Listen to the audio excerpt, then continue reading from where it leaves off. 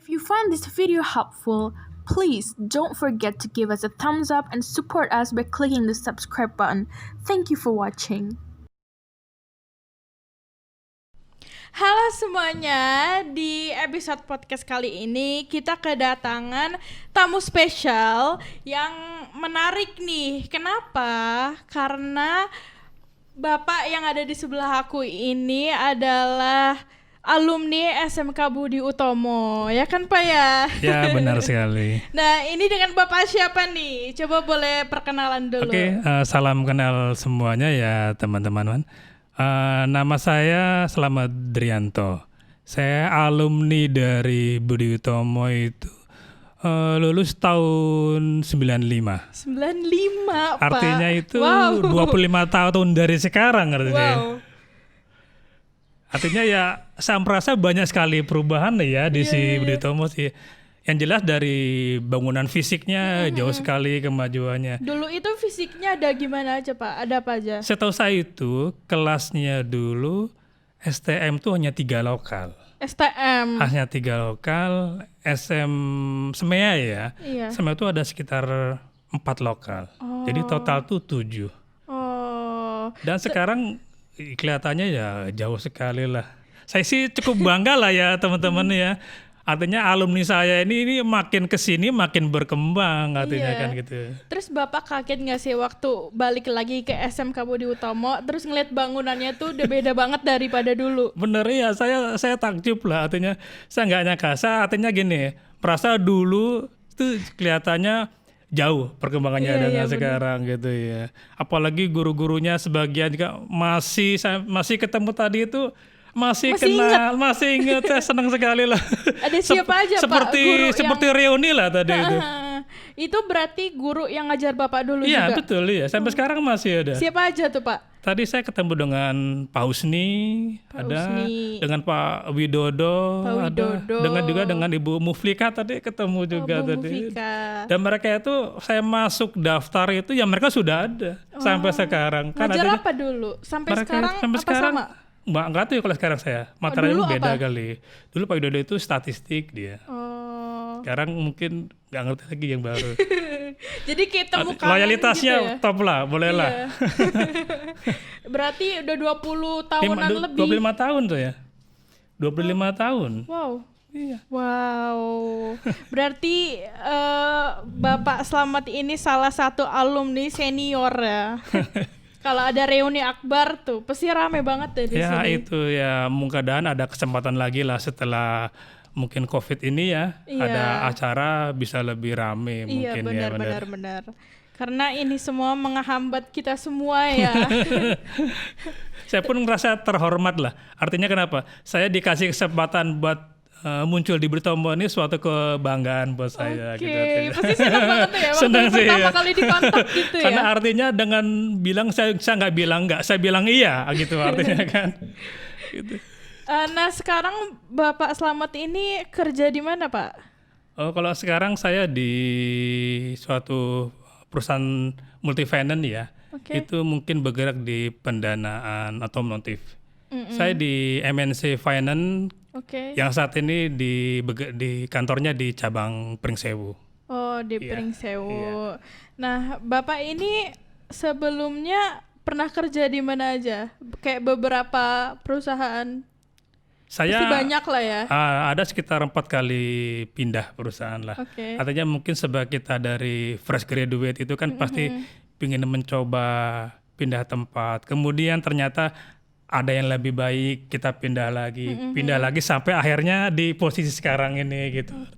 Sebenarnya gini Mbak Norma, saya sih kesempatan datang ke sini ini ya pingin pertama silaturahmi juga dengan guru-guru, dengan mungkin sebagian tadi saya sempat main ke rumah teman saya yang ada di sini juga. Yang masih di sini dan mereka masih tinggal di sini juga. Dulu jadi teman sekolah. Teman sekolah satu kelas dan mereka masih ada di sini. Jadi ya pas betul momennya saya main ke rumah dua silaturahmi dan dia sempat lupa nama saya. Sempat lupa nama saya, lupa deh. Saya bilang coba tebak siapa gitu. Iya, dia sempat lupa nama saya tadi. Karena saking lamanya enggak pernah ketemu gitu ya. Berarti sebelum ini Bapak terakhir ke sini tuh kapan sih, Pak?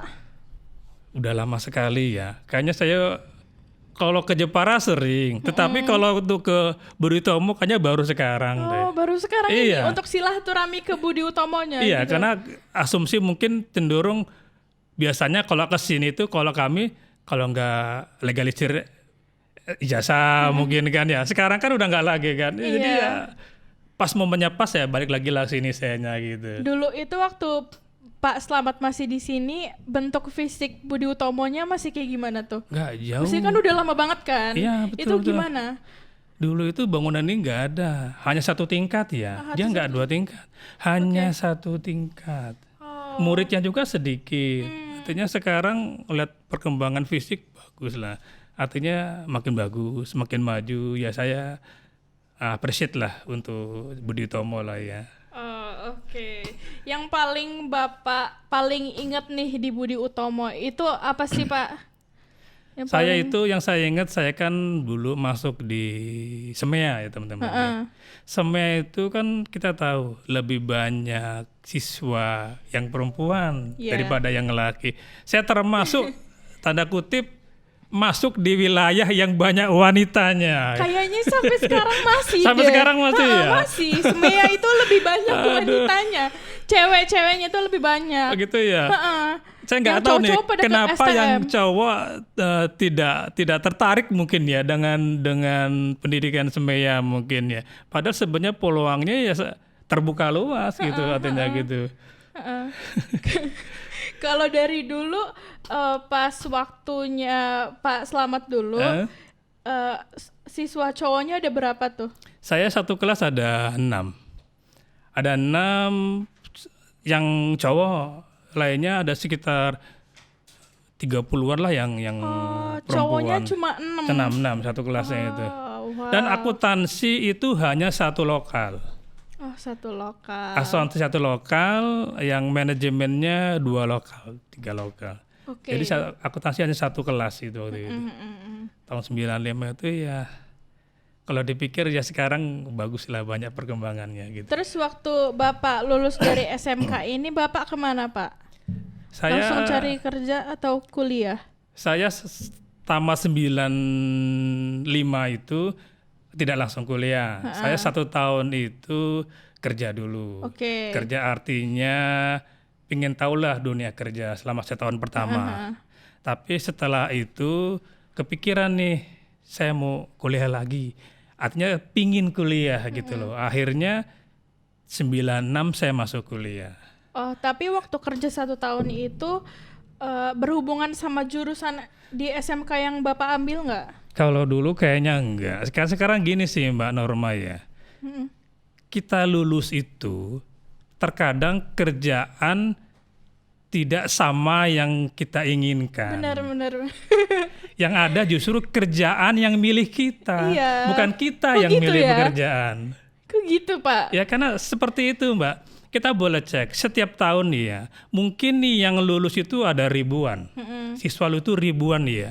Tetapi peluang kerja bisa dihitung ada berapa. Iya sih. Artinya lebih banyak yang lulus daripada kesempatan kerja yang dibuka. Iya benar. Artinya yang bisa milih pekerjaan, kita nggak bisa milih. Yang penting kerja dulu lah, paling Iya. begitu kan ya. Tapi kan ada juga yang mungkin orang-orang yang di perusahaan itu mikirnya orang yang baru lulus sekolah itu lebih baik kuliah dulu. Betul Iya, ya. baru Pertama cari yaitu kerja. Tapi kan, menambah wawasan, kedewasaan juga dan tanggung jawab. Mungkin seperti itulah. Iya, jadi mungkin nggak semua perusahaan yang mencari pekerjaan yang bisa diambil oleh orang yang baru lulus sekolah ini. Betul ya. Nah dari situ berarti Pak Slamet ini langsung abis kuliah langsung kerja Betul, lagi. iya. Abis itu baru yang pindah-pindah 4 Ya, tadi. saya 4 kali pindah. ya sempat jadi sales di otomotif, di mobil, jadi sales pernah, kemudian jadi surveyor pernah, sampai ke supervisor sampai sekarang. Oke. Berarti ini yang keempat. Ini saya Apa yang kelima? perusahaan yang keempat ini. Oh, oke. Berarti Bapak kan untuk melamar kerja harus bikin CV nih, Betul, Pak. betul, Nah, betul. Bapak kan udah pindah-pindah. Betul. Ada nggak sih, Pak, trik atau tips-tips cara bikin CV yang menarik perhatian HRD? Jadi langsung dipanggil gitu. Oh gitu ya. Pertama itu kalau bikin CV kan ada 2 bagian ya Mbak. Iya. Ada pertama itu lamaran pekerjaannya, kedua CV. Nah untuk pertama itu untuk di lamaran pekerjaan kita harus sebutkan mungkin nama perusahaannya dengan jelas. Oke. Sama kemudian kita sebutkan kita pingin melamar di posisi apa. Itu bagian pertama. Itu yang surat ya? Itu suratnya, surat lamaran. Karena kalau nggak begitu nanti yang nerima lamaran bingung. Ini sebenarnya anaknya mau ke mana? Iya, gitu. Kita jelaskan dulu dari awal. Nah, harus kemudian jelas banget ya kemudian baru kita bicara CV. CV itu arti 3 poin yang wajib hukumnya dipenuhi. Apa tuh? 3 poin itu pertama tuh biodata. Nah, biodata itu dari nama, alamat, tanggal lahir segala macam itu harus diisi. Karena perusahaan pingin tahu. Karena terkadang perusahaan ada mewajibkan karyawan dengan batasan umur sekian. Makanya tanggal lahir mesti disebutkan. Mungkin juga asal daerah disebutkan juga. Itu poin pertama, Mbak. Dan poin kedua biasanya tuh pendidikan. Pendidikan wajib dicantumkan, baik yang dia formal maupun yang informal, yang kursus mungkin itu yang wajib dicantumkan. Yang ketiga itu pengalaman kerja. Berarti tapi itu kalau yang nggak ada pengalaman ya sementara mungkin diisi dengan kegiatan organisasi. Iya benar organisasi. Jadi itu bisa nilai plus juga ya? Plus itu wajib, itu 3-3-nya wajib diisi. Benar seperti itu. Kalau yang perlu dihindarin apa aja? Di mana di CV. Di CV-nya itu ya. Sebenarnya yang dihindari itu pertama tipu, Mbak. Jangan tipu, maksudnya salah ketik ya. Banyak tuh typo ya, salah ketik ya. Mereka itu kadang-kadang itu kan namanya nyebut nama perusahaannya salah. Buat perusahaan itu kan penting, nama itu nggak boleh salah. Nama, alamat, kemudian mungkin ada nama bagiannya yang dituju, bapak siapa, itu juga nama jangan salah itu. Karena buat dia nama itu kan pembenar orang tua kan, kalau salah itu nggak penting buat dia seperti itu. Jadi kita harus teliti banget, jangan asal kirim CV dulu. Betul, periksa dulu 2-3 kali. Sama tadi Mbak, untuk lamaran pekerjaan kan biasa ada 2, ada yang diketik, ada yang tulis tangan. Itu lebih baik yang dua-duanya itu punya nilai plus. Tinggal tergantung perusahaannya. Tapi kalau saya pribadi nih Mbak, misalnya ada lamaran yang diketik sama yang ditulis, saya akan lebih baca dulu yang ditulis. Oh, kenapa? Pertimbangan saya gini, kalau diketik itu kesannya itu dia mengetik surat ini untuk semua perusahaan. Tapi kalau tulis tangan, dia sengaja nulis surat ini buat saya. Dia lebih mengeluarkan effort gitu ya di tangan. Itu saya hargai effortnya itu loh. Saya hargai effort dia tuh buat nulis itu saya hargai sekali. Gitu pasti saya baca dulu. Tapi sebenarnya juga nggak apa-apa kan kalau mau yang ketik gitu. Ketik nggak apa-apa. Misalnya ya kita kan tidak bisa memaksakan tulisan kita nih. Timbang hasilnya nggak maksimal, makin nggak terbaca ya kita bagus ketik gitu kan, seperti itu. Tapi menurut Bapak nih itu kan tadi personal ya, benar. Pak Slamet. Kalau untuk perusahaan-perusahaan lainnya itu lebih baik diketik atau tulis juga? Kalau dia perusahaannya mungkin nggak satu tempat, sebaiknya diketik. Misalnya dia tidak di satu lokasi dengan kita ya, karena kirim jauh ketik, pertama lebih rapi ya kan. Tapi kalau saya lebih senang diketik, pertama saya bisa lihat kerapian dia dari situ, dari kepribadiannya juga. Kalau tulisan bagus, mudah-mudahan kan terpancar juga dari kepribadian kan gitu kan. Saya seperti itu. Berarti Pak Slamet ini bisa baca dari tulisan? Saya tulisan, betul. Saya tulisan. Kalau kira-kira nggak bagus, saya nggak baca gitu. Wow, keren banget. Itu nilai plus pertama artinya buat mereka itu. Gimana caranya biar kita yang nerima lamaran tuh pingin baca gitu artinya kan. Sebelum yang tahap berikutnya seperti interview atau apa gitu mungkin ya. Terus abis dari CV pas interview nih, itu kan pasti orang banyak deg-degan ya. Ya betul. Terus kadang dia tuh ngejelasin diri dia sendiri tuh ada yang belibet, ada yang nggak kesebut, tapi padahal itu yang poin penting. Benar. Nah itu tuh gimana sih Pak supaya tetap tenang, terus interview lancar, semua kelebihan kita omongin semua gitu. Betul ya. Sebenarnya kalau untuk biar lebih tenang, upayakan bersama datang lebih awal. Datang lebih awal. Kalau kita datangnya pas jam interviewnya, kita pasti akan yang keringetan lah, yang capek. Lebih enak datang duluan, kita prepare dulu. Bisa baca-baca dulu gitu kan. Iya, kalau baru nyampe, baru duduk langsung suruh interview, lupa semua biasanya itu.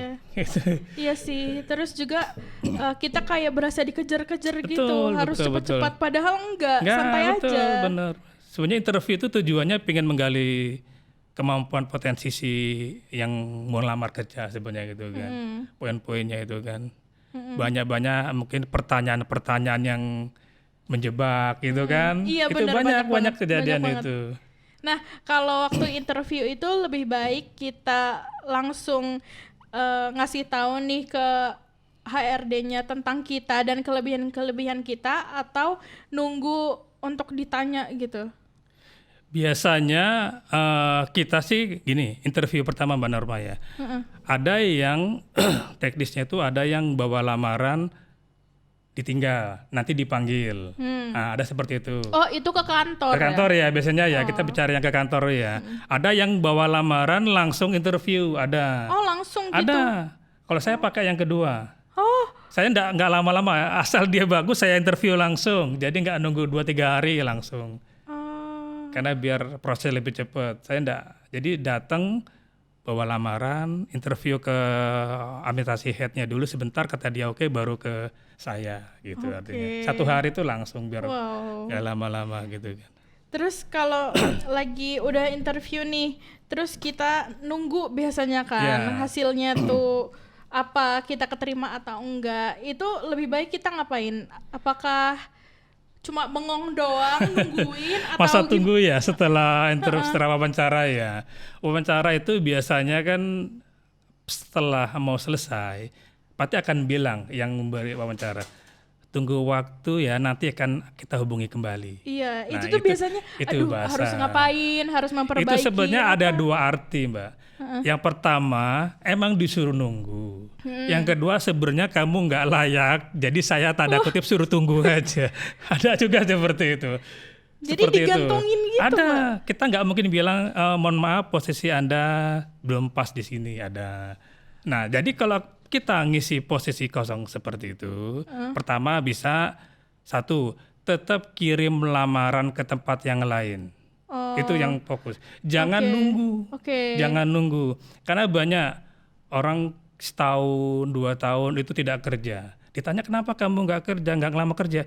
Lagi nunggu panggilan. Nunggu yang tidak pasti itu. Jadi tetap masuk aja. Tetap masukkan lamaran ke tempat yang lain. Jangan nunggu. Jangan nunggu. Jadi tetap produktif buat lamaran. Kemudian mungkin sambil nunggu itu kita bisa ngasah skill kita dengan kursus lagi, tambah ilmu lagi. Jadi pas masuk udah langsung kita seenggaknya dapat bekal gitu ya dari masa kita nunggu itu. Betul. Seperti itu. Kemudian ada juga mungkin kerja sampingan. Sambil nunggu panggilan kita boleh gitu. Part-time lah. Ada kerja part-time kita bisa ambil. Kan ada produktif, bisa menghasilkan. Bener. Atau mungkin ada orang tua yang bekerja, bisa bantu orang tua gitu kan. Di situ poinnya Mbak. Iya, terakhir nih untuk mungkin teman-teman adik-adik ya panggilnya atau apa nih anak-anak. Adik-adik mungkin ya. Iya, adik-adik SMK yang baru lulus terus mau cari kerja, persiapan kerjanya itu tips-tipsnya gimana supaya lancar sampai hari H interview dan hari H dia masuk. Untuk persiapan kerjanya ya teman-teman. Pertama tadi sebenarnya setelah pengiriman lamaran tadi, di wawancara itu sebenarnya poin penting juga itu Mbak Norma. Okay. Kadang dia akan ditanya sama HRD nih. sebenarnya kamu ngelamar sini tujuannya apa? Iya. Itu pasti ditanya. Iya, itu pasti. Pertanyaan itu, kenapa kamu daftar ke perusahaan kami?